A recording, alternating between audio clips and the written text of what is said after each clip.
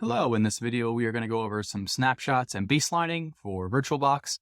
Essentially what this lets us do is roll back any of our VMs to the point in time that we make the snapshot.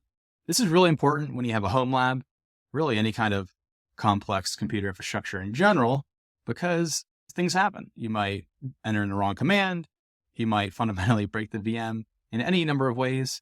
So to do this, let's use our Zeek box as an example. So we can click this little button here and we can go to snapshots. And you can see it lets us take a snapshot. We can also clone a VM, which is a little bit different than a snapshot. A snapshot is a smaller way to back up what you need. A clone is a full copy of the VM itself, but we don't need to do that for our course. So right now we're going to take a snapshot and we're just going to call it Ubuntu install. And this might take some time. Typically what I like to do, if I attempt anything complicated on a machine, let's say installing a large piece of software. So for example, after we get Zeek installed in a future video, I will then take another snapshot for a clean Zeek install or something along those lines. And I'll have a small chain of events here of the major changes that I've made throughout the VM's creation. Okay.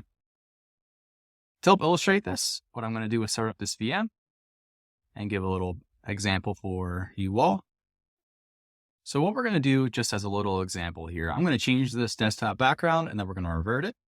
So if you right click anywhere in the background here, we can click change background. And let's pick this one. It's pretty nice. You can see our new fancy background here. Now, if I just stop and start this VM right now, it'll bring us back to this desktop background. But what we can do, if we go back to that snapshot section for the VM, is click clean Ubuntu install here and click restore. I'm going to uncheck this, create a snapshot of the current machine state. We don't need that. All we did was change the desktop background. So we're going to hit restore. And with that quick, it already reverted back. And now we can click start. And now we can log in. We should see a nice purple background that shows our snapshot worked.